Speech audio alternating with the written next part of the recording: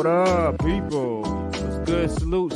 Yes, sir. Yo, what's good, everybody? Salute to the tribe. We're hip hop and comics and hip hop. We're a niche channel. Reserved for the best.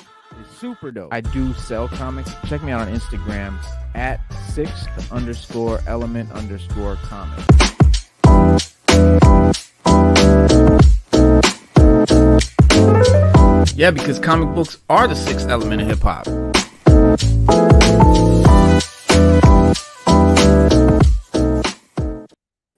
What's good, y'all? What's happening? What's going down? We got Corey Adger in the building and Slade Wilson already saying what's up. What's good, guys? Sixth element of hip hop, DC Power Hour. I'm your host, Reno Noir. This is your co-host, Stu Dog. What's good, Stu?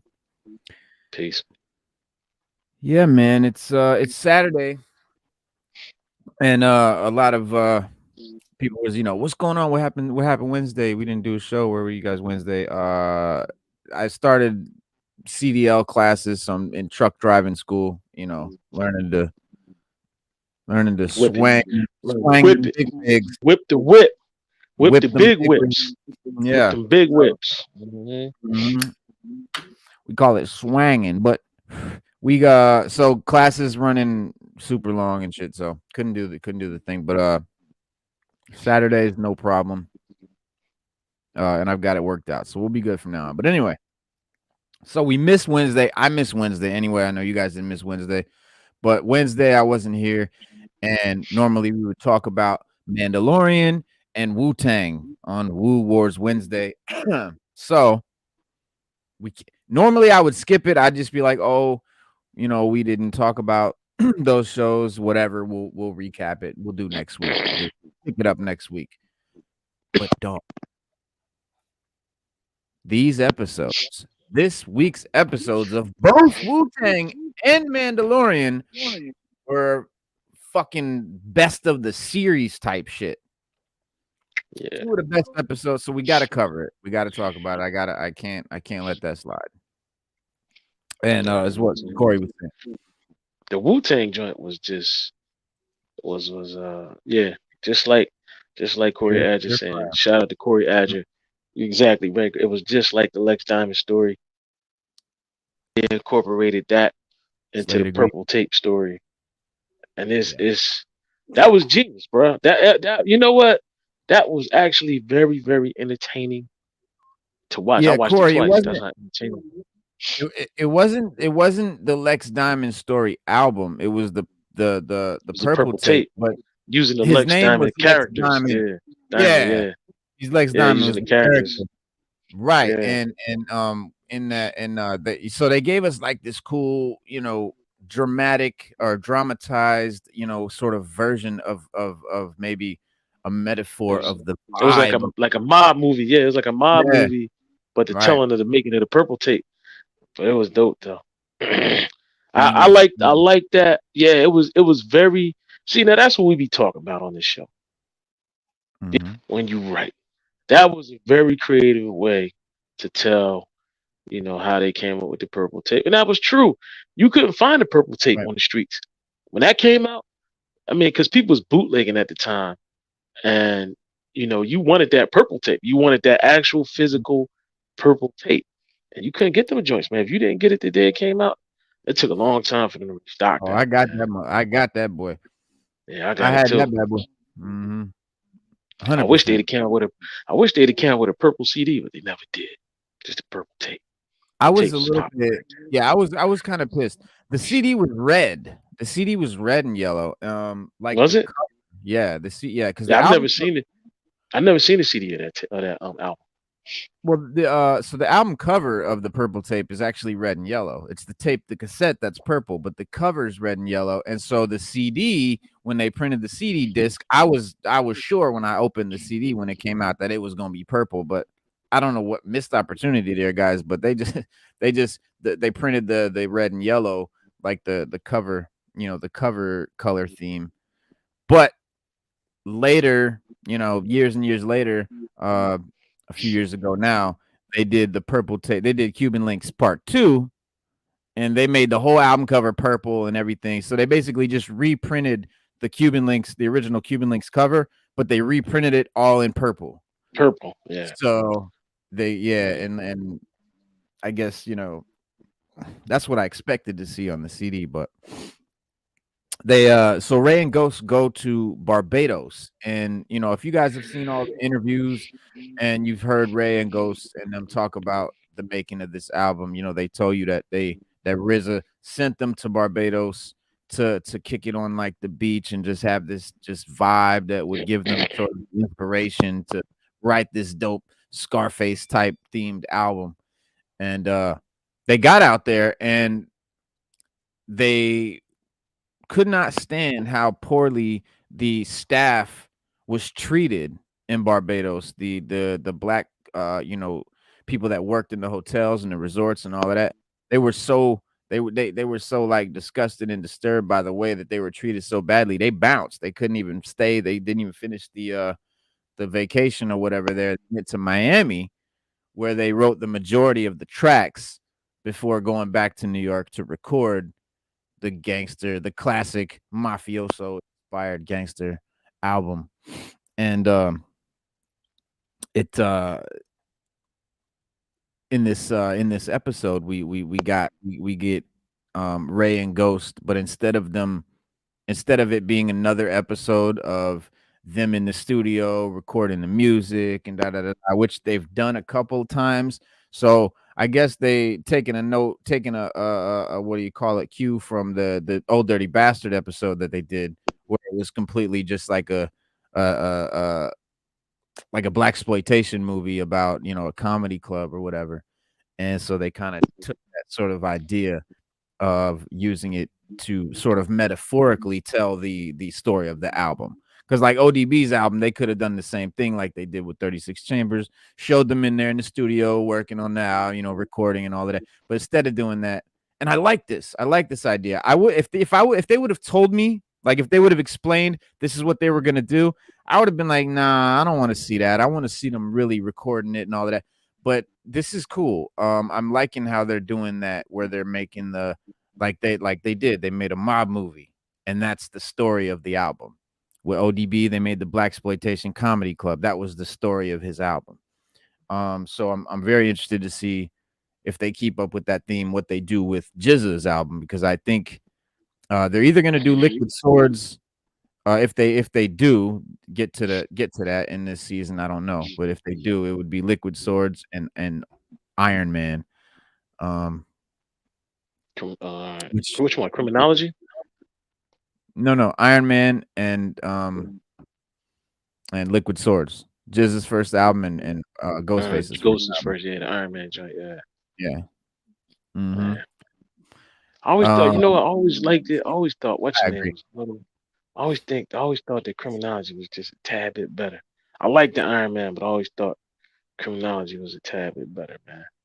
You mean the song Criminology on the Purple Tape? Nah, the Ghost's albums, them two. Because you got Ghost's first album and his second album. I always thought that second one was just a tiny bit better, man, than that first one. Well, his second album was Supreme Clientele. Yeah, that one right there. I liked that joint, man. That's my favorite. I always thought that's the one. Yeah, that's the one I think he shined the most when he came out. The first one that the Iron Man that shit was hot, man. But that second one, Iron Man was cool. See, Iron Man was like, it was dark. Iron Man was mad dark, and Ghostface didn't want that album to be dark. And Ghostface hates Iron Man. He'll tell you to this day he hates Iron Man because it was super dark. Yeah, it was super dark, and he wanted this shit to be more, flamboyant, more interesting, more fun, bright, colorful, whatever. And that's what he gave us with Supreme Clientele. I think Supreme Clientele was what he would have wanted his first album to be like, the way he put it. And according to the RZA, the RZA said that his favorite album of all the Wu-Tang albums, all the solo albums, all the group albums, all the albums that he's done, Supreme Clientele is his favorite of all of the albums. And I agree. Like Supreme Clientele is my favorite.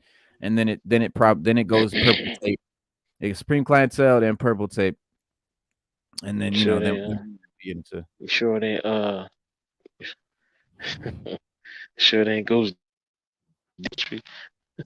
Everybody hated that album, man. I only know Oh, one person that Wizard of really liked Poetry, that album.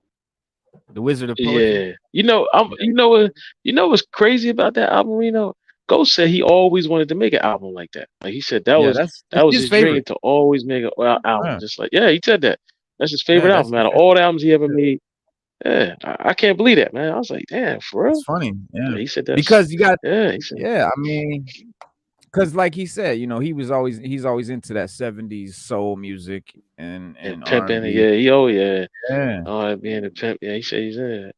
He so he also, like RZA said too that I think he said Cuban Links and yeah, Cuban Links and Liquid Swords. He said that took those two albums right there. He said they took 3 years of his life because he said mhm, when he made those albums, he didn't do nothing else but that. He said I ain't go outside. He said I ain't getting. He said I ain't sleeping with no women. I ain't. He said all I did was I work on believe those him. two albums for 3 years. He I said they believe took him. 3 years of my life, and he said that's why he said in his eyes he said those are like his lifetime achievements because he said those.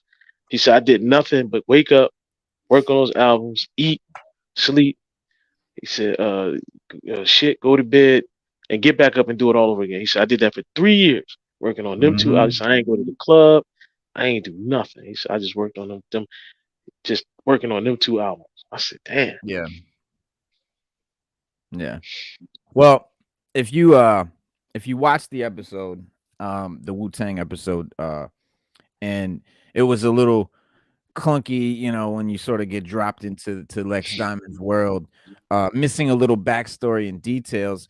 That could be because the first 10 pages of the script, which helped to set the stage, were cut from the episode. And so, Oh but wow. I do have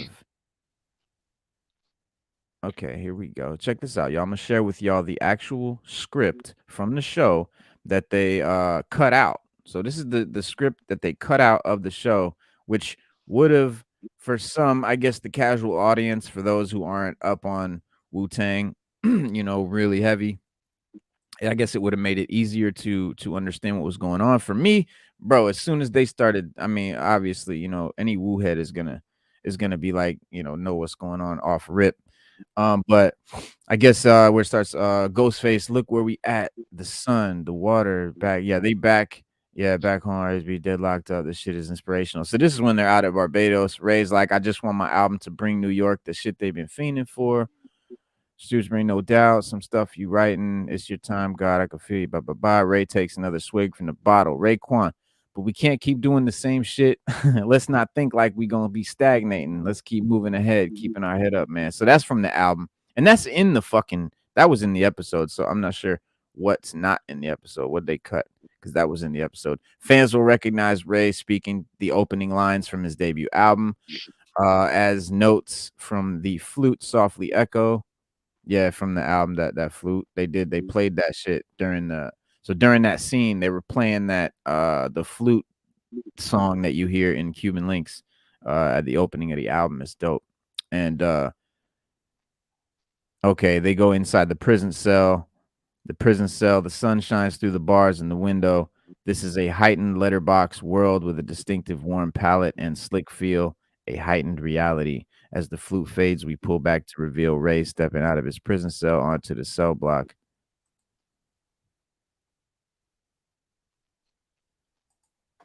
Uh.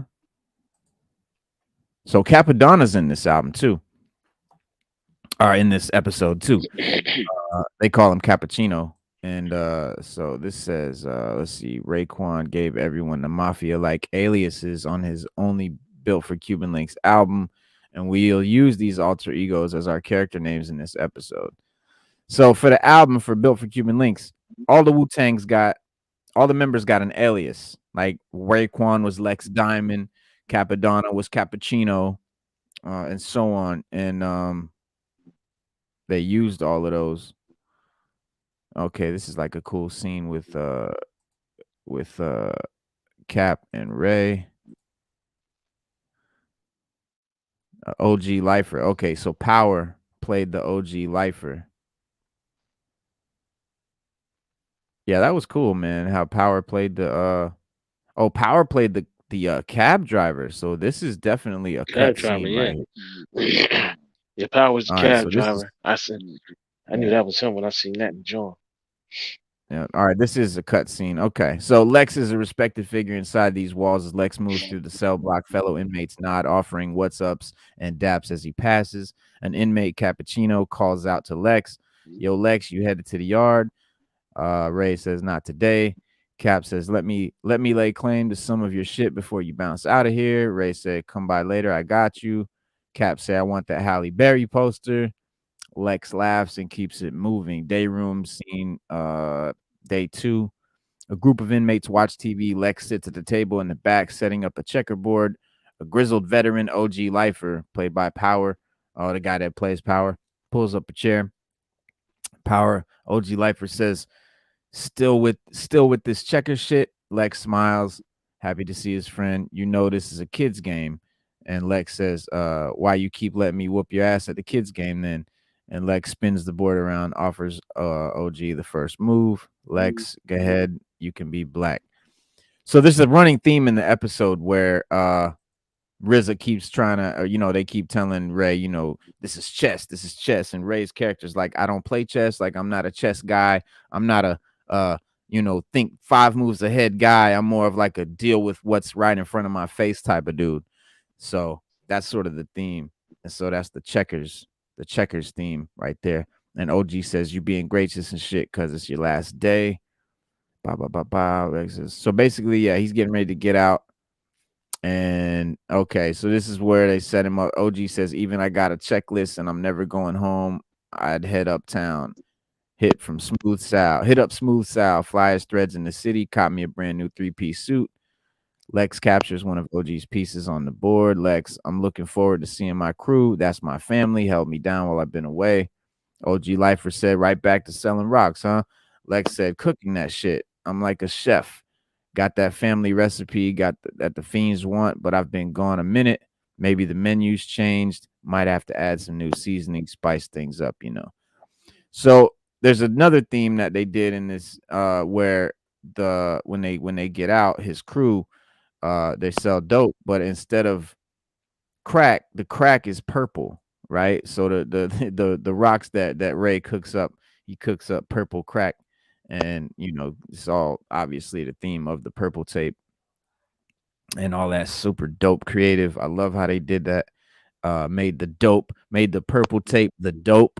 And so the crew is, pushing the purple tape in a way. It's all metaphorical, man. The way they did it, it's all a metaphor of how they put the tape out and got the album out. And they show Ray in the record label office picking out the color tape that he wanted to use and all of that, and he chose the purple tape. And we've heard, I mean, if you watched the documentaries and the interviews, you've heard Ray talk about this. And it's cool to see it played out like this. I mean, again, if you're a real certified woologist, you know, you've seen all this stuff, all these stories, and so it's dope to see them acted out and played out, especially when they do it in a cinematic way like this. You know what I'm saying, Stu? Like how they made it into the mob movie.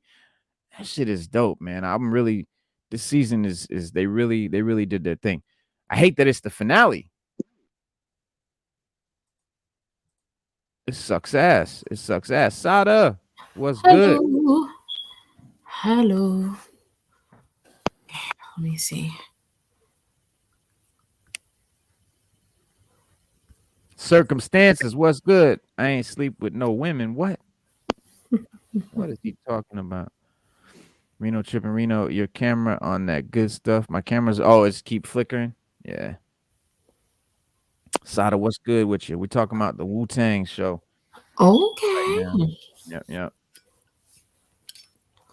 Because that last episode uh is the episode that I've been waiting for since season 1, episode 1. It's the episode that it covers the purple tape, right? Um one of my favorite albums of all time, one of my top 5 of hip hop albums. Definitely one of my top 2 or 3 Wu-Tang albums. So it was dope to see this episode, man. I was really excited that they Is did this the this. script? This is the script. This is the script from these are a bunch of scenes that were cut from the episode that had they left these in, uh, people that might not catch on to what they were doing might it might have explained it a little more, set it up a little better. But if you're a Wu-Tang fan, I mean, you don't need any of this stuff. But for the casual audience, I guess maybe it could have been helpful, but I didn't miss any of this stuff.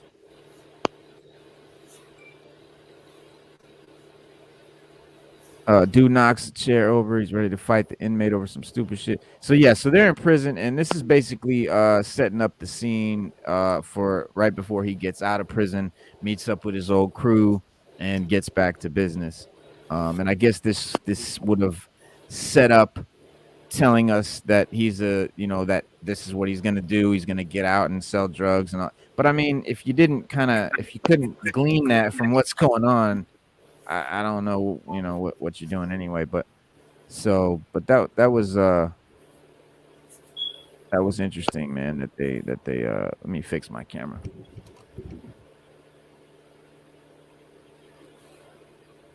Sometime that wire get loose in the back. Hopefully that works. It's fire how he put grape juice in the product. He put the purple liquid in there when he was making up the dope, and then when the dope dried out, it was purple rocks. He chopped up the purple rocks. So Rae wanted everyone to come out with aliases for his album. Raekwon became Lex Diamond. Ghostface was Tony Starks, and that's how you got Tony Starks. You know what I'm saying? Iron Man and all of that. RZA was Bobby Steels. Jizza was Maximilian. Deck was Raleigh Fingers. You God was Lucky Hands. Master Killer was Noodles. Meth is Johnny Blaze. There's your Johnny Blaze comic book reference right there. Ghost Rider. And yeah, shout out to Freddie Rodriguez too, for jumping on this episode. He played Greco, the detective Greco, which is from the album. During one of the skits of the album, you hear RZA saying, "Yeah, Greco, I got Greco with me." Blah blah blah blah. And so he's playing that character, who is a detective, and Freddie Rodriguez was you might know him from, like, I don't know if anybody watched 6 Feet Under. Let me get you a picture. You remember that show 6 Feet Under on HBO? Anybody watch that? No. It was No. pretty obscure. There he is, that guy. I recognize him. Recognize his face. Yeah, short guy. But yeah, so he was cool in it. And then so Lex and Tony, aka Rae and Ghosts, they each go to each. So someone tried to hit the boss, right? Someone tried to kill RZA. Bobby Steels was the head of the clan, head of their crew, and someone tried to kill him. So Rae gets out, and now he's gonna sort of take over for Bobby Steels, who's up in the hospital, and his job is to kind of right now is to not only lead the crew but find out who made this hit on them, because they don't know who did the hit. And so they go around to all the boroughs, and to each borough, beautiful.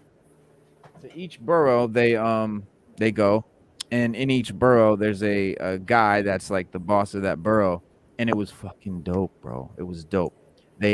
Each guy represented a character or a rapper, right? They went and met with Esco from Queens, who is obviously Nas, and they meet with El Corleone from Harlem, who is Big L. Don Cartagena, they meet with in the Bronx, who is obviously Fat Joe. And then they meet with Frank White in Brooklyn, who is Biggie. And I'm telling y'all, they did not. I was surprised, bro. I was really surprised that they were not scared about talking about the beef, and because they didn't like Biggie. Wu-Tang and Biggie they were not down at that time, especially. And Nas and Rae and Biggie, it was the three of them. It was a sort of a beef that they had went through, and Nas talks about it in some of his music. Nas was on the Purple Tape, as a matter of fact. Nas, Rae and Ghosts have a song on the Purple Tape, Verbal Intercourse, one of the best tracks on the joint. And let me see if I can.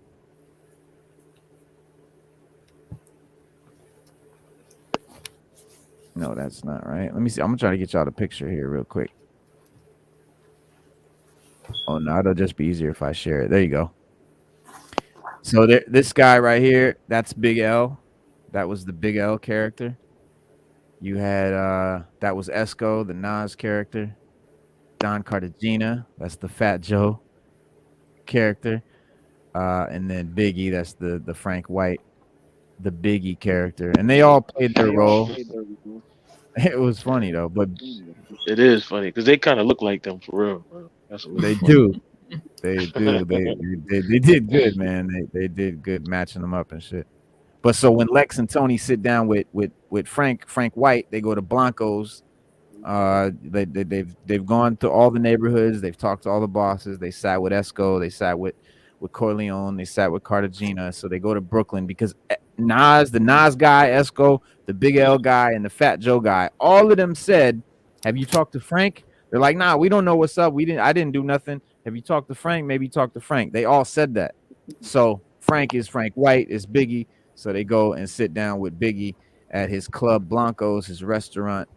And Tony, Ghostface says something to him right then. He's like, "Why are you biting off Esco shit?" Like he says something to the fact of why, the whole why you doing the Moet and the Cristal shit. So if you remember the song Shark Biters from Cuban Lynx, Ghostface has a little skit on there where he talks about, pop a little champagne every time we see him, don't front for me, blah, blah, blah. He's talking about Puffy and Bad Boy and Biggie and all of them, and accusing them of sort of biting that Don Moet champagne style from Nas and them. And they put that in the episode. I was mad surprised that they did that. He calls him out for biting Nas's album cover or style. I think in the show it wasn't his album, but yeah. So it was it was the album cover. Yeah, it was the album cover because in the beginning of the album, Ghost talk about that. No, I mean on the show, on the episode. I know it's the album cover on the the album's on the album. Yeah. It's the album cover. They had beef over. Yeah, because Nas had put his baby picture on there, and then Baby did the same thing. Yeah, and his baby came out with the baby picture, right? Yeah, and that was only a few years. To be honest with you, that was only a few years after Nas dropped that joint. After he dropped Illmatic. It was not even. It was just like 1 year. It was right around the same time. Yeah, about maybe 2 years, because I think like Illmatic was out maybe about 2 years. It was about 2 years, because I had graduated. Because Illmatic came out. Illmatic came out right when I graduated high school. Biggie's joint came out. Biggie's joint came out like probably about almost 2 years later. Because I remember when Biggie's joint came out. Biggie's joint came out like 93 or 4, one of them two. Because I remember back then we had the single. I remember when the single Biggie's album came out months after Illmatic, bro. They both came out in 94. It was just Biggie's came out in like September. Let me see when Illmatic. They both came out in 94, bro. That I know. Illmatic came out in April, July, August, September. So Biggie's came out 6 months. 94 came out like 94. They both did. They both came out in 94. Illmatic came out in April 94, and Ready to Die came out in September of 94. So that's what April, May, June, July, August. It's like 6 months later. And that's why they were like, bro, that's an obvious bite. There's no way you're not biting that shit. It just came out with this shit 6 months ago, and it was huge. It was everywhere. And but we was listening. When did Nas joint drop? April, right? Yeah. Yeah, we was listening to it that winter. I remember that. We listened to Nas's album like that December, maybe November, December. So we heard it because they were, you had leaked and you had the bootlegs. Yeah, I'm showing my age, but I ain't ashamed of it, baby. You know what I mean? I'm you gotta hope to get my age to be able to do these things. You know what I mean? That's just what it is. I remember Reno, we listened to Nas's album like that winter because they leaked it. That's when they would leak albums a lot. And the official out, because I never had an official copy of Nas's first album until like 96, 97. I had a straight bootleg of that joint. And I was rocking that joint for a long time. And I went and bought it on CD. That's the only reason why I got an official copy, because I had bought a CD version. I had bought the CD version of it. Yeah. And when Biggie dropped that joint, I didn't think it was a big deal because Biggie's was a baby. Like, that's why I never got it. Biggie's was just a baby. Yeah, Nas was a little boy. Yeah, he was a little boy. Yeah, I didn't think it was. Yeah, me either. I didn't understand what the big deal was. I mean, I get that they were both showing their children, their child pictures and all of that. I get it. That was similar, but they were very different. Nas's was, like you said, it was him as a young kid, and it was his face was sort of silhouette, like ghosted over the city. Yeah, like it was double exposed over the with the city in the background. And Biggie was just in the middle of a solid white background, just a baby sitting, an infant sitting in his diaper. So it was very different, in my opinion. Yeah. But I get that they both were child pictures. I mean, no other rapper showed themselves as a baby or child on the album. So in that way, I guess it was a little bite. I will give it to Ghost. It was a little bite. It was a nibble.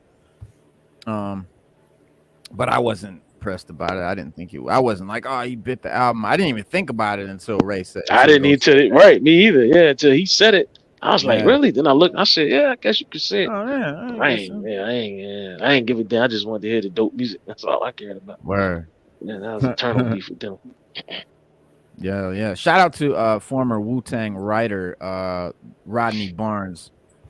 Because he had a dope HBO and Rodney's comics and all their other projects are on Winning Time. They're dope, man. The man is prolific. Check him out. Cappuccino, aka Capadonna, comes out of nowhere for the save during the moment, when Ghost and Ray, and without me giving away anything about the episode, they're in trouble, and Capadonna comes through and saves them, right with the song Ice Cream playing in the background, because on the album Capadonna is on the song Ice Cream, which was a huge hit for Wu-Tang. And so they kind of, this analogy is Capadonna coming through and sort of saving the day at that moment with the dope verse on the song Ice Cream, and making Ice Cream a great track. That was, I think that's the single from the album. So that was big, and he made that, that immediate, that impact on the album. So it was dope that they put that in that way. And the trio of Rae, Ghost, and Capadonna will come together again to kill it on Ghost's on Iron Man the following year. He's on the album cover, in fact, of Iron Man 2. Let me throw that up for y'all real quick. Mm-hmm.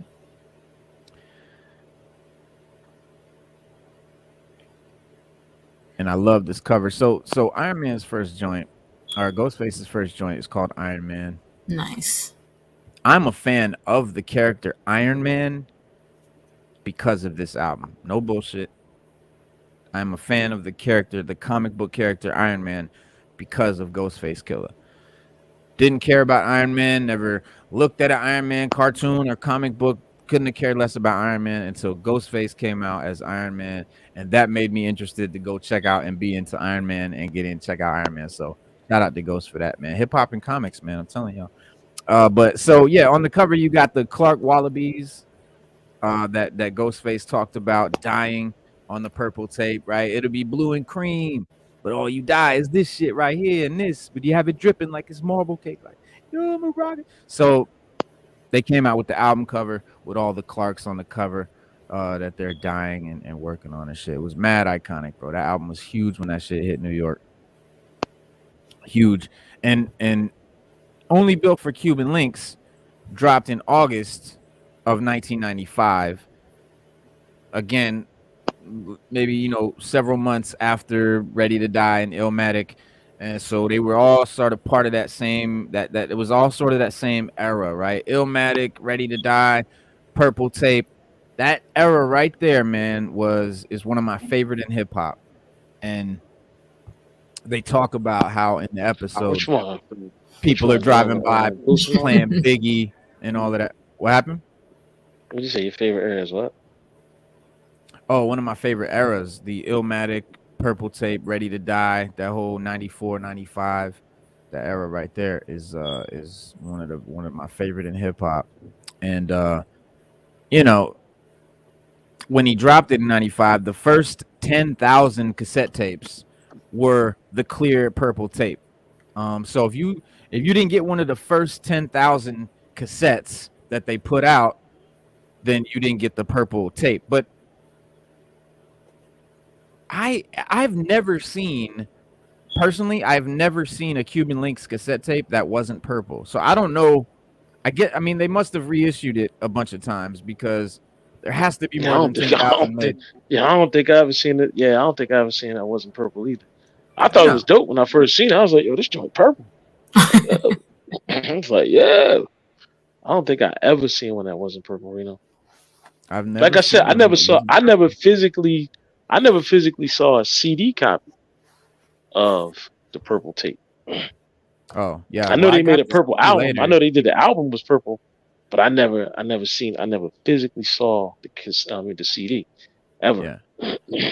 Yeah, well, I got, many years later when I finally got into CD. I was late to CDs, guys. I didn't start fucking with CDs until you ain't the only one, brother.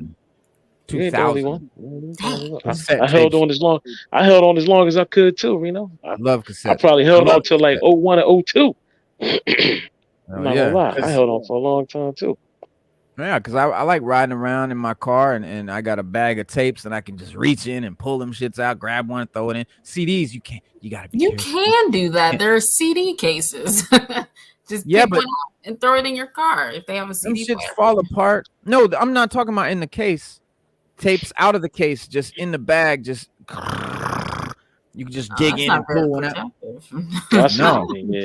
Yeah, but with tapes you can do that. It doesn't matter. With CDs, you got to be careful. You can't get it scratched. You can't. And when the first CD players were coming out, bro, you couldn't fucking walk.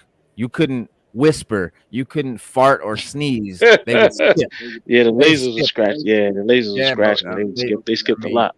Even if you were in the house, everyone had to be fucking still. Like, bro, I'm serious. Like, it was bad. Like at first, so I was not. We wanted CD players in the car so bad, Sada.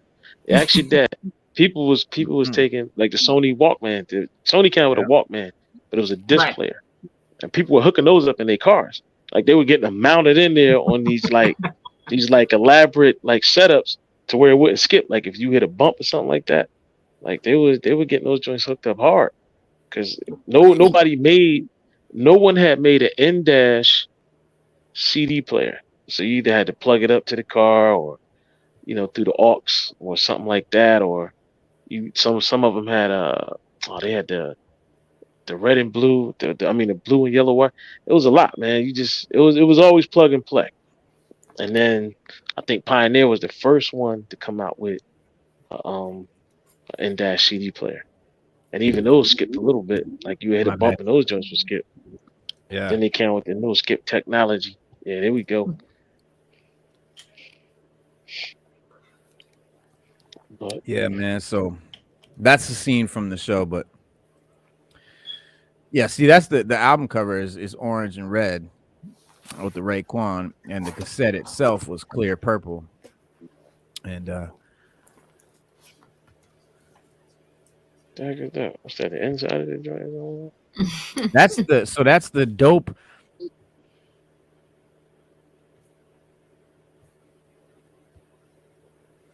That's the dope. So like he was making, he's Raekwon the chef, so that's kind of his job. He cooks the crack, and that was the purple crack. That's you can see it's a stove, right? Yeah, crack. I guess that's all crack. Yeah, with the pot, and that's the purple crack. Yeah, the purple dope. It's funny. But yeah, they I think it was a cool episode. But the other thing that I had to skip last week was the Mandalorian episode, which was crazy. Yeah, the best one yet. This was the best episode. It feel like Star Wars now. Definitely, Is this episode 2 or 1 of the new season? This is episode 2. 2. Okay. And it, yeah, I agree. It's one of the best. I mean, it's up there. It's definitely one of the best episodes of the whole series. I mean, of the entire show, Mandalorian is up there. There's a lot of like Easter eggs. I mean, there's, you see the what you call it, the mythosaur. So the Mandalorians, they've got that. Yeah, I've seen that in the end. Yeah, the mythosaur and the mythosaur. So when he goes to bathe in the waters of Lake Minnetonka, he goes in the water, and way down in that water, that's where the mythosaur is living, and they see it, his eye and shit. And but I guess like they had tamed it. They talk about how the beast was tamed by Mandalore. Coming off the lackluster premiere, episode 1 was I was a little worried. I have to admit, I was worried after episode 1. I was like, man, like this is giving me Obi-Wan Boba Fett vibes. Like I was really worried. And then I'll tell you something else. When this episode 2 started, before the theme before the Mandalorian theme plays, trash. After the Mandalorian theme plays, that's when the best episode of Mandalorian ensues that I could have imagined. And it's crazy because, like I said, before that theme song plays, there's a little scene with the mechanic lady who's like, whose mom is this? She's the worst actress I've ever seen. Like she's just, it's so bad that it's like comically bad, and it's like she can't even be an actress. She has to be like someone's mom. She's like, that's like Jon Favreau's mom or something, bro. It's not. She knows somebody, bro. She did not get that role at an audition. I will tell you that. And it's just bad. It's really bad acting. But she's really corny, and I don't want to talk too much trash about her. I mean, it's just bad. But we knew that. We knew that from the other seasons. So when I see her, I expect to see, bad acting, and I kind of, it's funny, whatever. It doesn't bother me.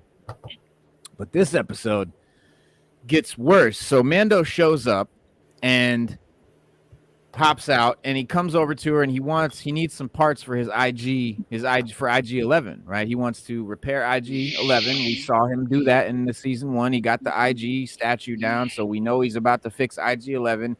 It's really annoying that this happens. So the whole first episode was about him getting IG-11 and repairing it and all that. So episode 2, he flies up, walks up to her, and he's like, hey, I need some parts for IG-11. You don't need IG-11. You need this astromech droid right here. Which, for those who don't know, droid. Why is she always talking him into buying something he don't want? Right. Like he didn't want the ship, and she was like, no, you're gonna love it. Like, just wait. Yeah, always making them get some shit. And so astromech droid, for those who don't know, R2-D2, the little trash can looking droid that drives around, that is an astromech. Yeah, so R2 it's a and droid R4. like, it's a droid like R2, a little different shape. But what was cringy about R4 model. What was cringy about it was that it shakes like a person that's scared. It's going, oh, and she's like, no, you want this droid, and you want to take this droid with you, and the droid's going like, no, I don't want to go. It's like so cringy, bro. I was just like, this is not what Mandalorian. Like I was like, this sucks, bro. Like I was like, man, my favorite show, it's trash. I was like, it's over. It's a wrap. Who's ever making this? I'm telling you guys, I was about to write this show off. Then the theme plays. Then he goes to Mandalore. And I'm telling you, it was like a whole different show. He comes back. He hops down to first of all, the name of the show is Minds of Mandalore. The name of the episode, sending Din Djarin and Grogu to the surface of its, eponymous destroyed planet. Right, everyone in the galaxy knows that Mandalore is poisoned. The atmosphere, you can't go there. You can't breathe the air. It's cursed. It's poisoned. And remember, I think we talked about this last Wednesday, and my theory is that the reason the Empire has everyone thinking that the place is poisoned is because my theory is that they've got a cloning facility hidden on that planet. But we didn't get there yet. This episode did not reveal such of a thing, but I did say that before, so maybe episode 3. But anyway, so we get to the he journeys to the living waters, where he's got to go to the planet to go to bathe in the living waters, so he can redeem his Mandalorian ness, because he's taken off his helmet. Unfortunately, while he's walking around the mines of this, dried out, crusty old, place that no one's lived on for, however many hundreds of years, or 20 tens of years or whatever, and a trap, like some big trap, looks like a bear trap, just claps him, right? Comes up out of the ground and claps him and lifts him up and captures him in this cage. And the bear trap flips over and stands up on 6 legs, and it becomes like this insect machine thing, and he's in the cage of its chest. This is totally like almost not Star Wars-esque. But like on like some dark like sci-fi horror movie, and he's stuck in the thing's chest, and it's walking around, and it's got this eyeball that's looking around, but it's like a living creature's eye inside this orb, this magnified orb. So it's very cool and very dark and very creepy looking, very interesting, man. And it's this malevolent alien that's lurking deep beneath the surface of Mandalore, living down and there's all these bones of Mandalorians helmets and armor laying everywhere, stacked everywhere, because this alien has captured and eaten you assume eaten all these Mandalorians, and Mando's just the next dish on his plate right now. And so it doesn't notice that Grogu is there. Obviously, it doesn't know Grogu's there. So Grogu walks up while it's over there, fucking around with some. Oh, so sorry. The big crab thing sparks, and this little creature pops out of the top of it, and the creature's about the size of a regular human, but it's like a skeletal, metal skeleton with crazy spikes and tubes and shit coming off of it, and big magnifying, big eyeball thing. Very cool. Looks like something out of the game Destiny or something. And it moves all creepy and shit, and it's just really fucking cool. It pops out of the thing and walks over and goes, setting up its whatever. It's doing its thing, and Grogu creeps up and comes up to Din, and Mando says, he's like, just get out of here. Don't fuck with it. And Grogu's trying to use the Force to get him out of there, which we've already seen Grogu use the Force in this episode. He does a big Force jump out of the spaceship and flips into that mechanic's hands earlier. So that was pretty cool to see that he had learned something from Luke, even though it did look like they tossed a stuffed animal out of a car, and that's kind of how it looked. But it was still cool to see Grogu using his power. So he's using his Force, and he's trying to let Mando out. And Mando says, "Nah, man, get the fuck out of here," and makes a noise, and the creature's like, "What?" And the creature comes over, and he's like, go find Bo-Katan, go get Bo-Katan, and bring her back here to save me. And Grogu goes to take off, and the creature shoots at it, and Grogu, he's floating in his little floating egg thing, and he presses some buttons and takes off, and he's flying through the thing, and it's really cool. And he gets to the end, and big monster pops out, and he Force pushes it, and jumps in the spaceship, takes off, and basically goes to Bo-Katan to bring her, and after after he gets her, Bo-Katan comes back, saves Mando, because Bo-Katan is the Mary Sueist of Mary Sues. I mean, she's the most badass Mandalorian that ever lived. She's Bruce Lee on steroids. There's just no one better than Bo-Katan. Makes Mando just look like a total lame ass, and takes him back, and she's like, or she takes him to, out of there, and she's like, gonna leave, and he's like, no, I gotta find the waters of Lake Minnetonka to bathe and restore my mandohood. And she's like, it's childish. She's like, what are you talking about? She's like, come on, you're gonna go dip in some water and that's gonna do, like, what are you talking about? That shit's fake. She's like, come on, let's just get out of here. He's like, no, I mean, without our traditions, what are we? We're just assholes in helmets. And so she's like, fine, I'll take you there. You wouldn't find it without me anyway, of course, because she's Mary Sue. And he takes her there, and she takes him there, and reveals that she was once baptized here, as a princess, because she's a Disney princess too, remember? And so Din's redemption ceremony is unfortunately interrupted when he's dragged underwater by an unseen entity, and he gets sucked down in the water. And of course, Bo-Katan immediately dives in after him, all heroic, and goes all the way down to the bottom, way down to the bottom of this abyss.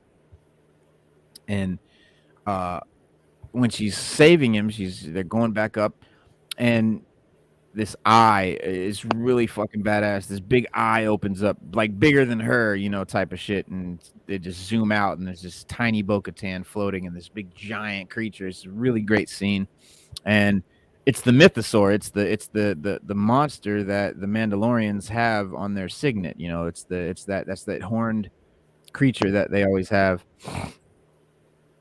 as their sort of logo. It's like an underwater mammoth, but it's just got crazy horns, and it looked very creepy and badass under the water. And she sees it, and shits her pants, and takes off and blasts up to the top, hops out, and they're fine. But it's kind of where the episode ends, I guess, man. But I don't know, man. What did you think, Stu?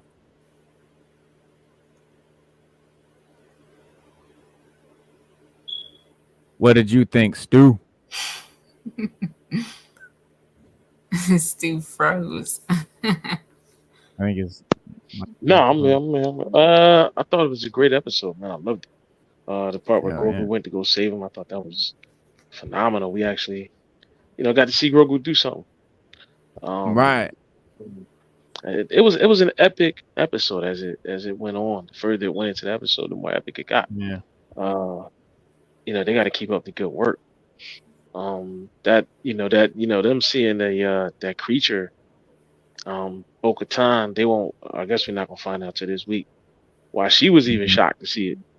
And that means something. And well, because she didn't think it was gonna be down there. It was gonna be there, right? She didn't. Yeah, she didn't think. Yeah. So that kind of like threw her for a loop. When she was down there. So, and I think that. Didn't she say something right before they went down? Something about she said don't let the monster. She said something about what's his name? Tame the beast. She said tame the beast. Yes. Mandalore tamed the great beast or whatever, and blah blah blah. And this is like thousands and thousands of years ago. So I'm guessing she assumed that great beast story was either a legend or that beast had been long since dead, just like him. And I don't know if this is the same beast, but yeah, she was surprised to see that motherfucker. She was like, whoa, and bubbles came out of her mask. Like, she was like, whoa, shit. Yeah, she was very shocked. Yeah, she didn't think it existed. Because you got to think, Bo-Katan doesn't, like, she told Mando when she met him, like, look, like her and the armorer have two different views on what a Mandalorian is, or what it is to be a Mandalorian. Because you got to remember when Mando told him, like, yo, they took their helmets off. Why we don't? She was like, that's why we messed up now. That's why they say the planet is cursed, because Bo-Katan's people forgot their ways. Like, they didn't honor the traditional ways of the Mandalorian, and that's why they were cursed. That's why their planet got devastated. That's why. But Bo-Katan's like, those ancient archaic ways are what got us where we at anyway. So had we not been following those laws, we would be stronger. And the armor's like, had we not followed the more conventional way, we would be stronger. So that's the conflict that people don't, you gotta see between the two. And Mando's stuck in the middle of it because he likes Bo-Katan and what she stands for, but at the same time, he follows the traditional ways of the Mandalorian. Right. And she and another thing too, you know, they show him get into a little bit of trouble and he pulls out the darksaber. And of course, he still really doesn't know how. He has no idea how to wield it. He's still wielding it like it's a sledgehammer. You know, he's just lifting it. No, that's true. And it's heavy. It's heavy for him. Yeah. She pulled it out, was swinging it around like it was nothing. It around like she's a Jedi, like it was a fucking lightsaber. You know, she had no problem using it, and you know, but it's funny because remember, she lets him leave with it in season 2. She doesn't fight him. You know, she doesn't fight him for it or whatever. And at this point, she actually has it in her possession, uses it, but she can't claim it as her own. She still has to give it back to him. Now, see, that's the crazy part. For her, it's funny because she's always given him shit about being a traditionalist. I was getting ready to say that. Yes, I was getting ready to say that. Yeah. Right. These you know, traditions and stuff, but then she's gonna be all fucking serious about the sword and shit. Like, if you feel that way about the mask, why don't you feel that way about the darksaber? Like, if taking off your helmet ain't no big deal, why would it be a big deal for me to give you the darksaber? Right. Because remember when they read the plaque? Remember when she read the plaque? She even read the plaque like, whatever. Like this is just superstitious bull crap. But jump in the water so we can get out of here. Like, that's how she read it. But when he looked at it, he took it serious. Like, no, like that's not what. Like this is real. This is real deal here. Yeah. Because he's like, you know, without this, what are we? You know, what are we but, you know, we're just some random bounty hunters or whatever at that point. Like, you know, the Mandalorians, the proud race and culture and society of Mandalorians would be meaningless without these things. And he's right. You know, at that point, you take away those traditions or whatever, and what's the point?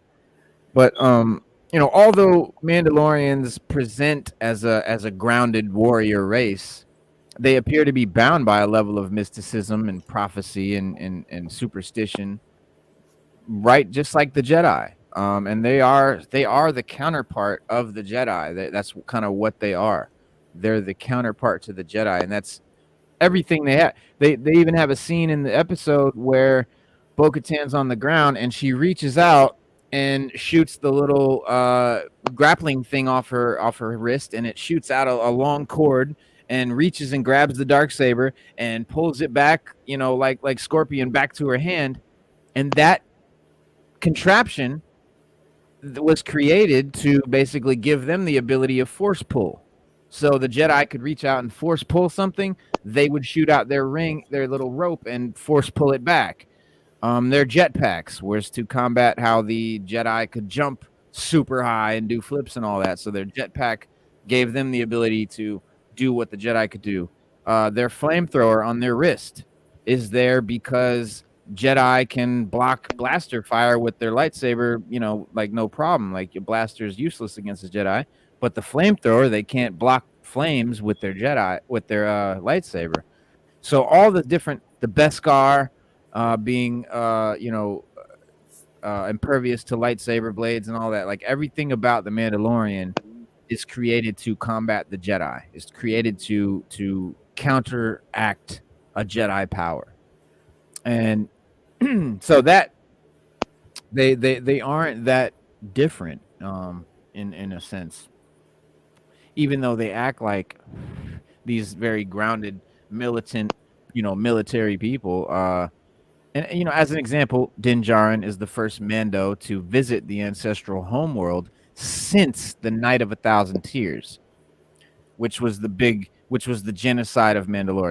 It's when they came through, and the Empire, not the Empire at the time, it was the Empire, and they just laid waste to the entire planet. And it was called the Night of 1,000 Tears.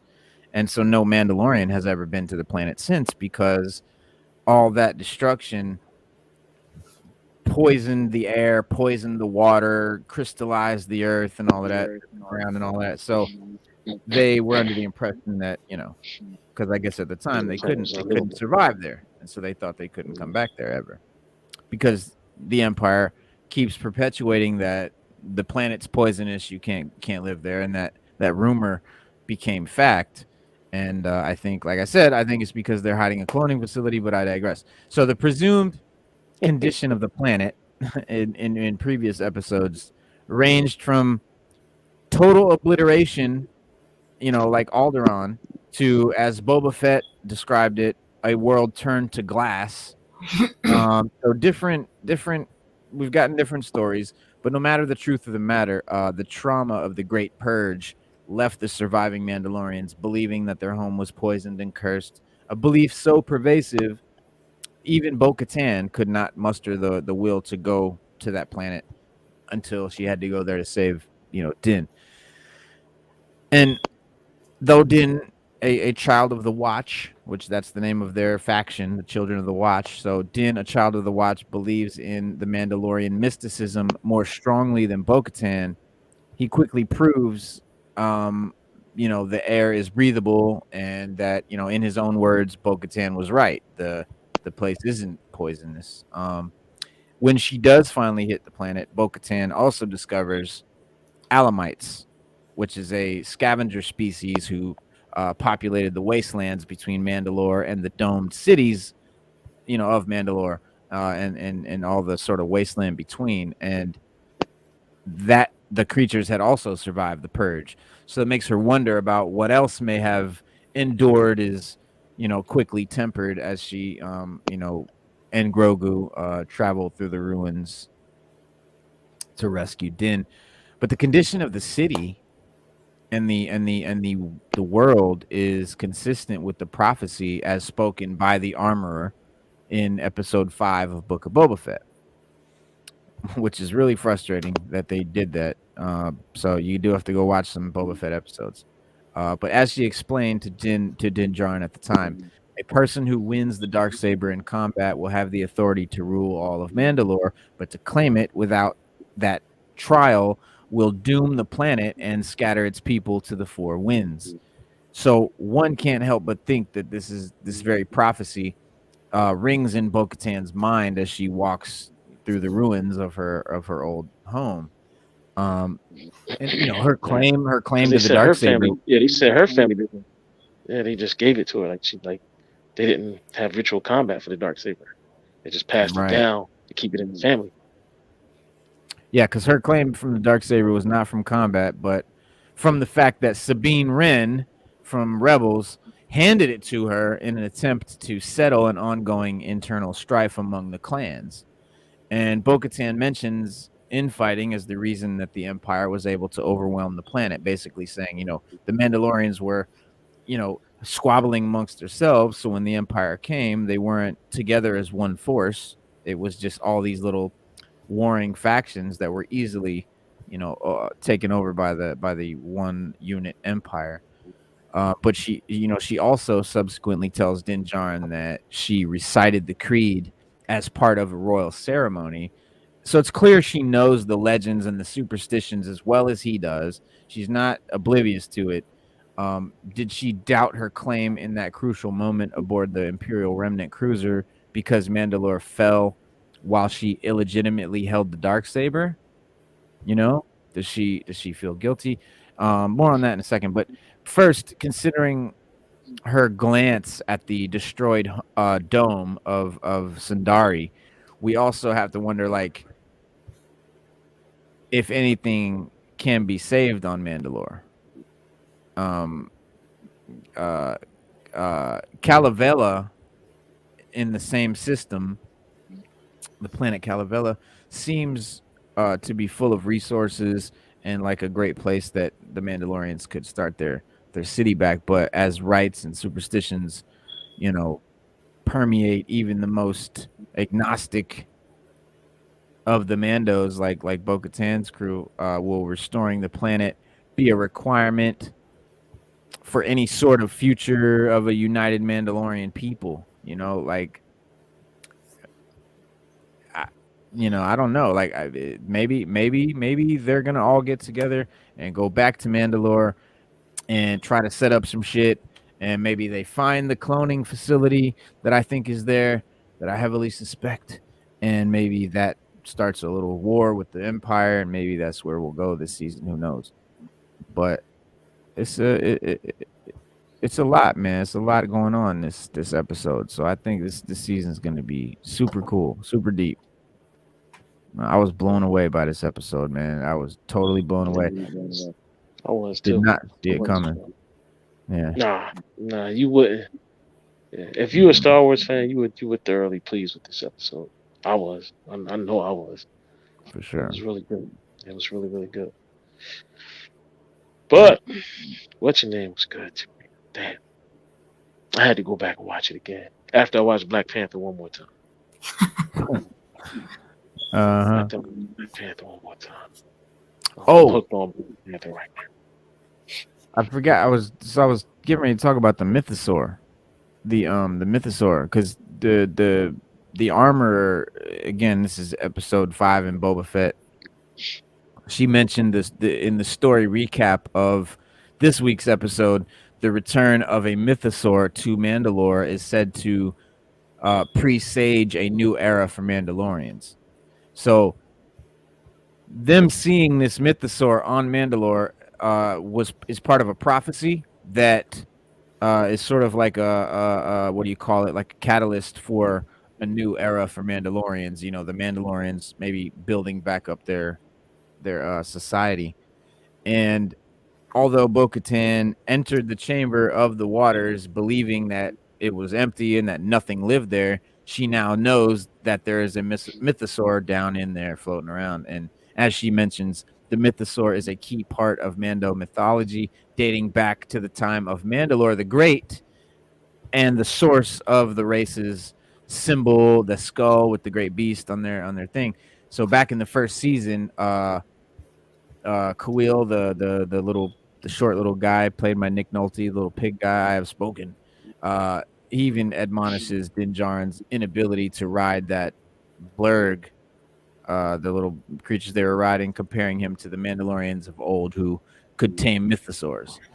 And so they mentioned that they tamed a mythosaur, and basically that a specimen would be found was inevitable, but what remains to be seen is just who is gonna tame this mythosaur.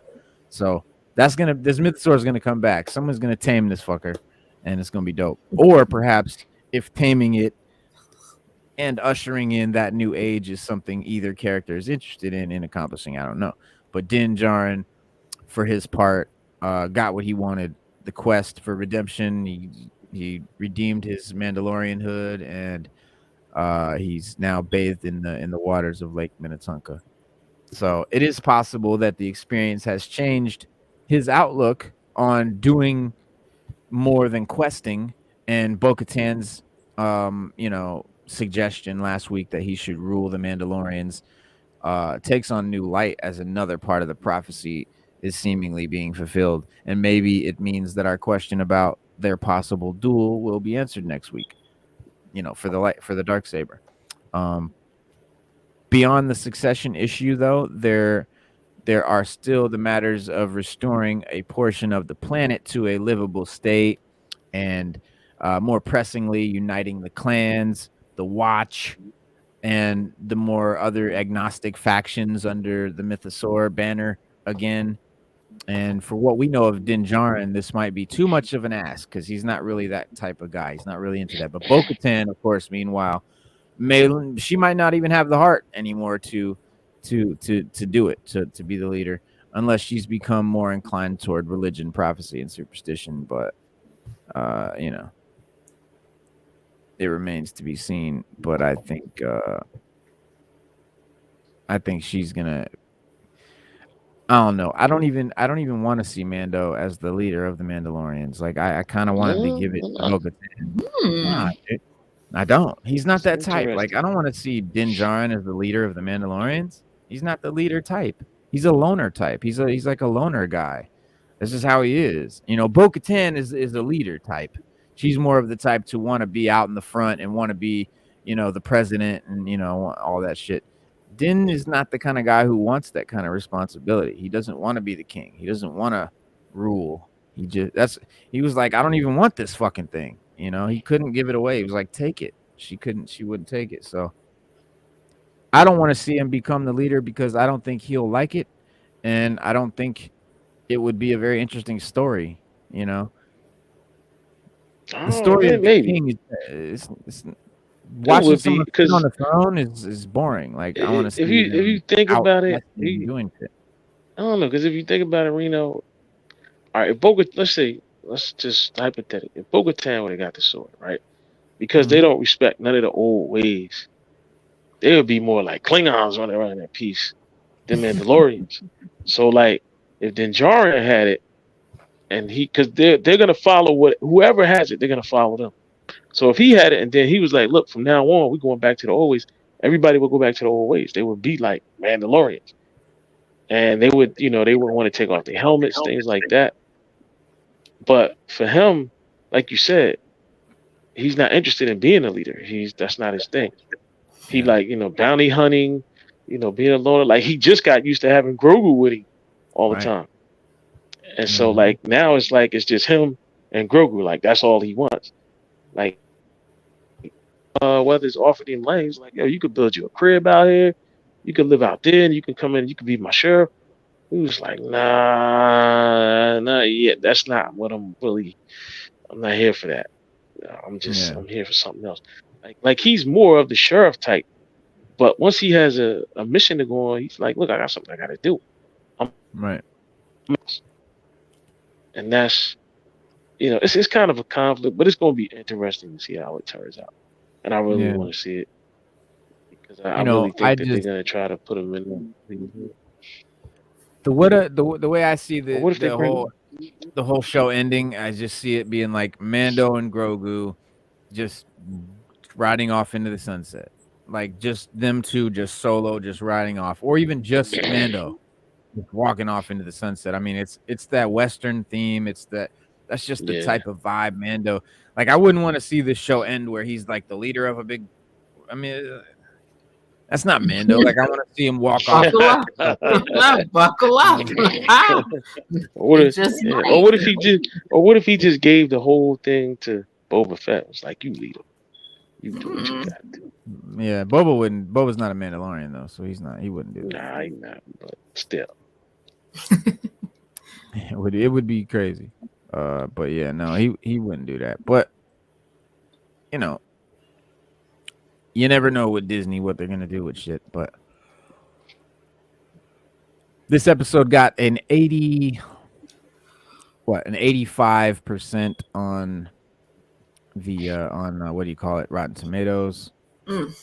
Critics' consensus: brisk and straightforward. The Mind of Mandalore efficiently dives into Mandalorian's latest story arc with a poorly lit adventure, getting a big lift from Katie Sackhoff's charisma. These guys, I sort of think these critics are paid by other companies to shit on other stuff. It's so obvious. That's been a debate for years, bro. Yeah, for years. I don't know about that one, but it's been a big debate. Yeah, for years. Yeah. Oh yeah, definitely. Started with video game reviews. Yes. They would pay people to say good things about the game, so started there, and yeah.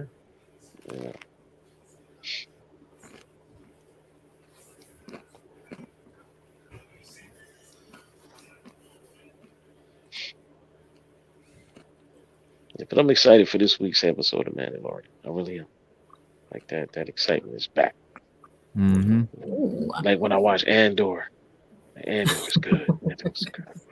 Yeah. You should rewatch that as much as you rewatch Wakanda Forever. Yeah. Wakanda Forever is good. I'm blown away by it, man. Like, it's a good movie. It's a good movie, man. So we knew James Gunn was gonna be the so far he's only attached to the Superman movie as the writer, but Tom King is saying now that James Gunn will be directing that movie as well. And so could James Gunn sit behind the camera for the new iteration of the Man of Steel? No. I don't think that's a good idea. It's gonna happen, Sada. At all. DC Studios writer Tom King seems pretty certain of it, as he recently mentioned during an interview with the YouTube channel Comic Pop Returns. Around the 52-minute mark of the hour-long conversation, the writer Tom King sort of talks about his experience working with the DC Studios, collaborating with the team led by Suicide Squad director James Gunn, while elaborating about how Gunn is a fit leader for the brand. Tom King casually mentions that not only is the co-head of studio writing the movie, but he will also be in charge of directing duties for the project. And Superman Legacy will be the first film set under James Gunn's initiative, meant to build a new DC universe. And obviously, we know it's going to feature a young version of Clark Kent who will struggle to balance his life as an amateur journalist at the Daily Planet with his second job of being the most powerful superhero in the world. And I don't know how that's going to be interesting or different, because we've seen that story a zillion times. It's kind of like every Superman movie, but unfortunately, exploring a younger iteration of the character means that Henry Cavill could never play him. And so a lot of people are just going to be checked out already, but they haven't cast. It's not a good idea. Well, we might get him back, because Warner Brothers has sold some of the rights to the DC properties to Netflix and somebody else. So we could get it. But it's like at that point, so much damage has been done. Like, I wouldn't even want him to come back, even as like Snyder, Superman, or another character. Like, could you imagine downgrading? And it is a downgrade to go from playing Superman to literally any other character in the DC universe. It's a downgrade. Like, nobody would rightfully do that. It's like going from playing Batman to playing a different character within the same universe. Nobody's doing that. It's ridiculous. So I if I were him, I just wouldn't even come back, because like the damage is done. So I don't know. That's me though. I wouldn't want to see him come back as anybody but Superman. Exactly. That's for sure. So I don't know. It took us so long to get another Superman. Like keeping it a buck, right? It did, and one that everybody was like really happy with too, because because Christopher Reeve was Superman. Like we believe that in our hearts, our minds, our souls. And then we got what's his name? Brandon Routh. Yeah, Brandon Routh. He was, but he was only for one movie, but he was only to set things straight with the first to erase the other Superman movies. Superman Returns is a direct sequel to Superman 2. Literally, that's why he looks like Christopher Reeves. Yeah, that's why it made him look like Christopher Reeves and everything. That's why they're trying to erase Superman 3, 4, and 5 from existence.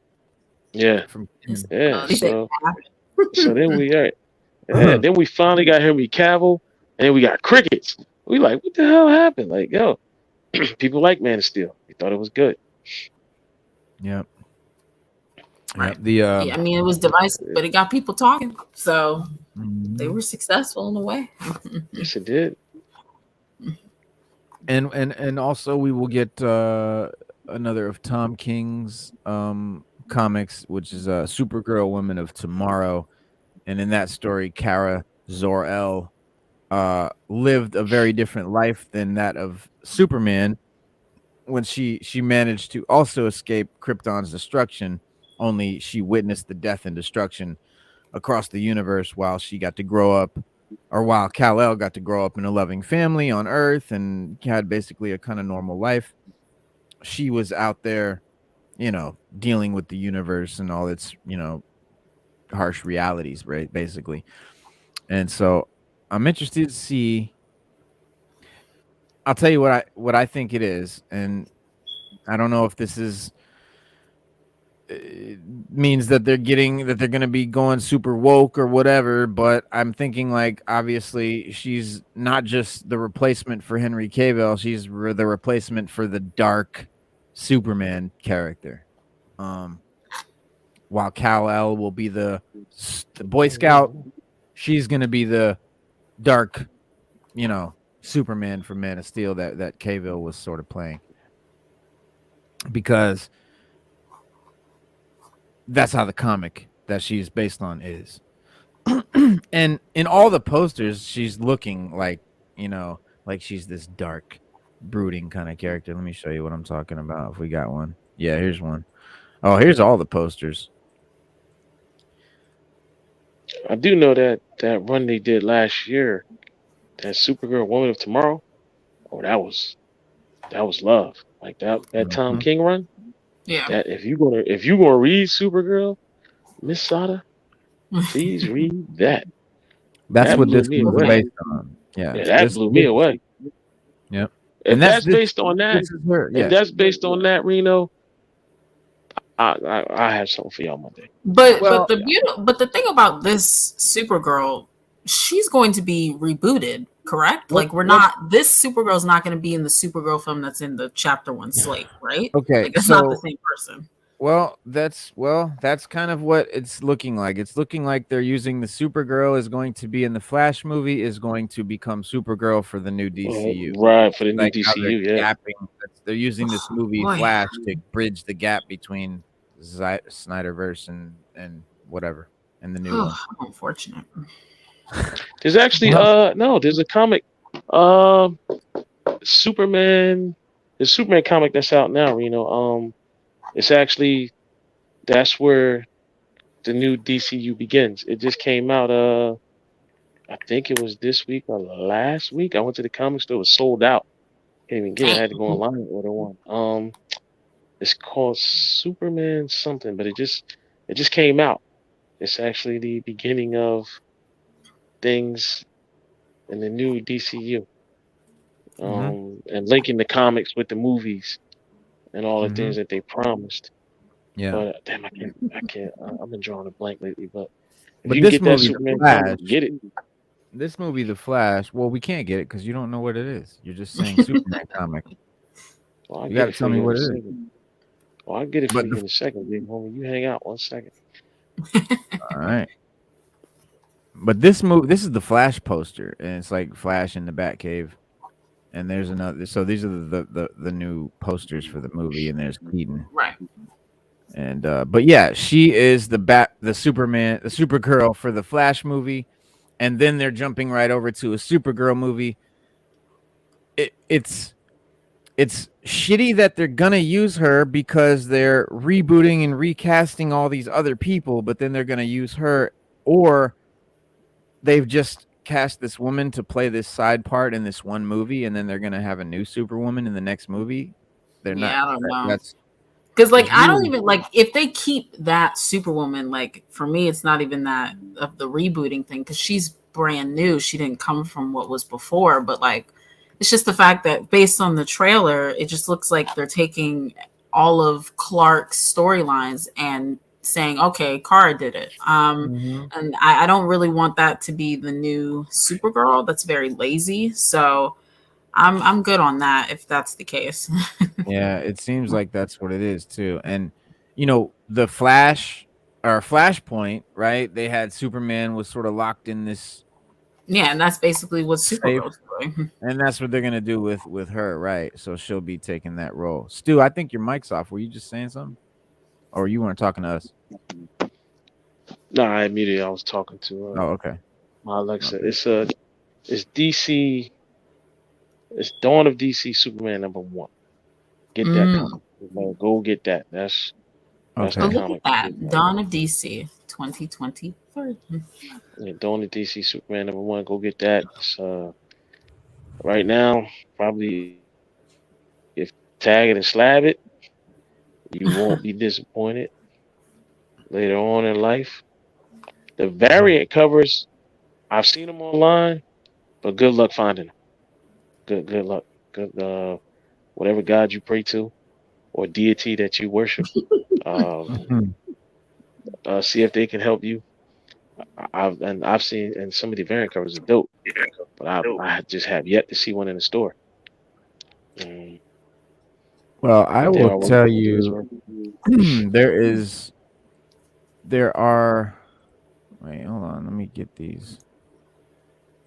So there's a 5 old school comics that well, they're not all completely old school, but that you should read before the DCU James Gunn's movies drop. And let me grab the covers real quick. Okay, so they're some of these are really old joints. So you'll have to get the digital version because you won't be able to afford the physical. But number I think it's old. So the news of James Gunn taking over the DC obviously brought along with it a lot more hype and speculation for DC characters and comic books in the comic world. So whenever you have a new movie coming out or new shows or whatever, those characters first appearances in comics, the value goes up.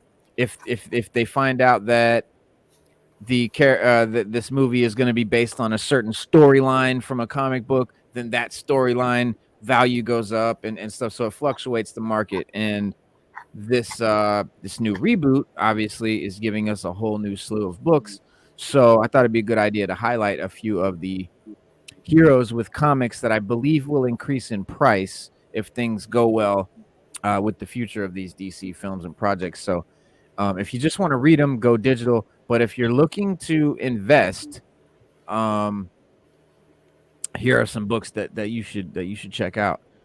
And the first one is Dead Man: Strange Adventures, number 205 from 1967. It's first on the list of my one of my sort of favorite characters, Boston Brand, a ghost from the circus, the Dead Man. He because there's been talks of a Justice League Dark movie for a long time now, but if that is no longer in the works, I still feel that James Gunn would use this character in a future film or TV show. Dead Man would be perfect for a Halloween special. Any sort of horror, horror themed stuff. The Swamp Thing. If DC wanted to do something like what Marvel did with Werewolf by Night, but if not, then hopefully a feature length with Justice League Dark is still on the table.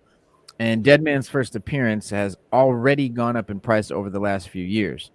But right as of now, you can purchase a decent raw copy for around $300. You can get a mid-grade CGC copy anywhere from $600 to $900.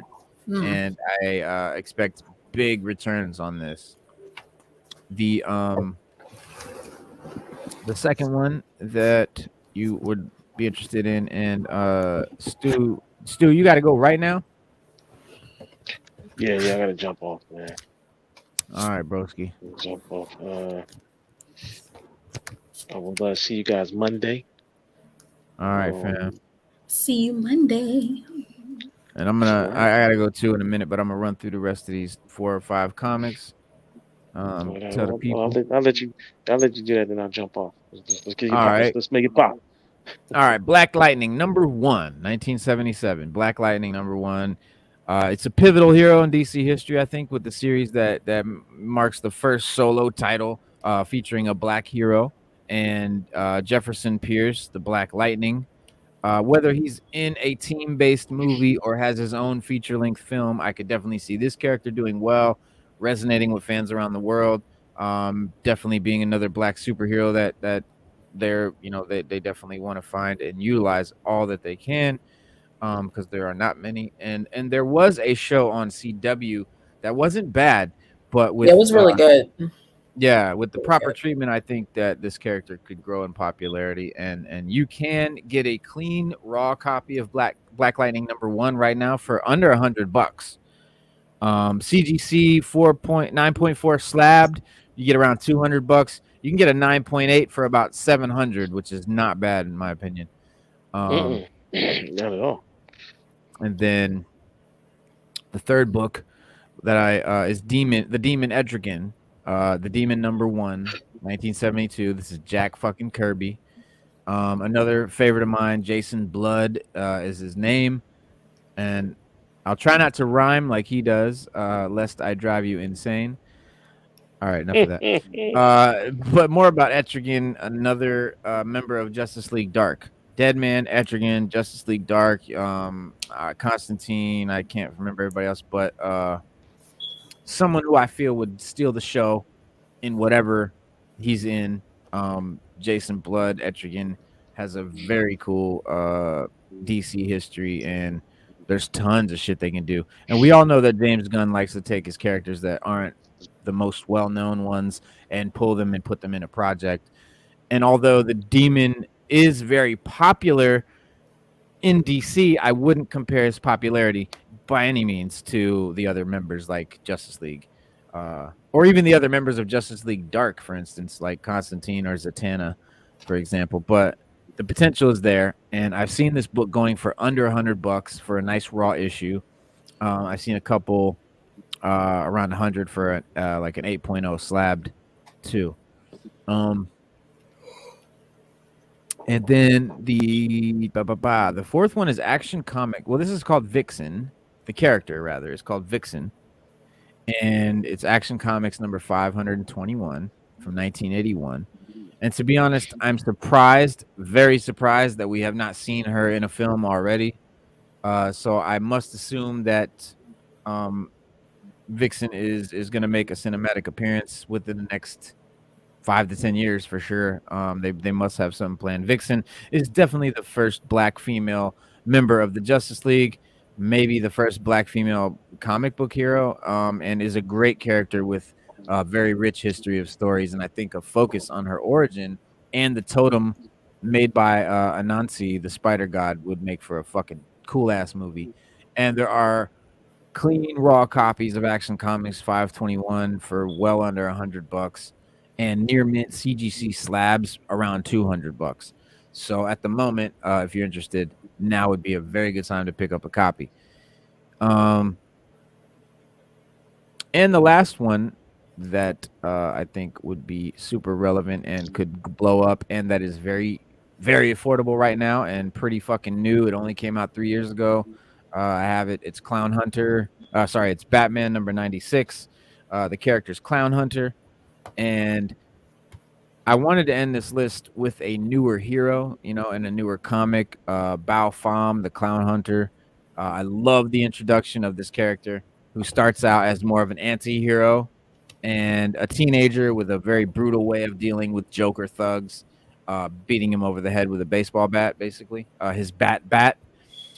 He's like a vigilante that idolizes Batman in a way, but hates Jokers and all the Joker thugs, and basically he's a vigilante that just goes out and kills Joker. So he's the Clown Hunter. And I could totally see him being used in a current animated Harley Quinn show, but with James Gunn, I definitely think Clown Hunter is a very big possibility, and he can have a wide appeal that a lot of fans are going to relate to. And you could still get his first appearance for cover price, really. But I'd go for the 1:25 ratio variant by George Jimenez, and you can get a 9.8 slab for $60 right now. So very affordable. And there's a lot more characters I'd like to cover. A lot of more comics that you should pick up before the DC reboot. And I'll make up another list. And please let me know if you guys have any characters that you feel have potential. I have one more to that, Reno. The whole run of Supergirl, Woman of Tomorrow, those comics have shot up in price since James Gunn announced Supergirl entering the DCU. If you can get your hands on them, please do. They're still fairly cheap. Once she hit the big screen, or once that Flash movie comes out, they're going to shoot through the roof. So get them now while they're cheap, and they're still cheap enough to get. They won't. You won't be eating out of soup cans, trying to get those comics right now. But you will once she hits that big screen. Reno said it before. He was right. He said it dozens of times. Get them before they hit the screen. Because once they hit the screen, it's a wrap. The price shoots through the roof. Yep. Try to get them. Try to get them when like this now. What I'm telling you guys now, like this is the time to buy these books, because, like I said, none of this is like set in stone. This is just stuff that I'm predicting, because once it's set in stone, once they've announced this character's in the trailer or whatever, that's when the prices have gone up. So you gotta use your brain to think about what characters would fit what they're doing right now? What characters might go with what I've heard them talking about, or what character is something that this guy, you know, James Gunn would fuck with, or something like that hasn't been talked about. They haven't announced it. We haven't seen him in any trailers or any of that shit. That's what you got to do. And because otherwise, why wait till the movie comes out, wait till the comic blows up and now it's $300. Okay, cool. Now you go out and you buy it and it's $300 and you paid $300 for it.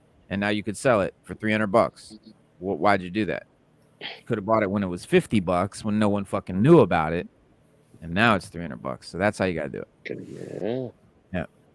And I got another list of comics too and all that shit. So we'll be back Monday, guys,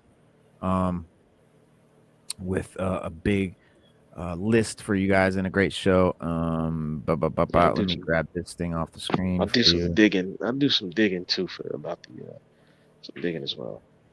I've been actually doing a lot of digging about this Flash movie.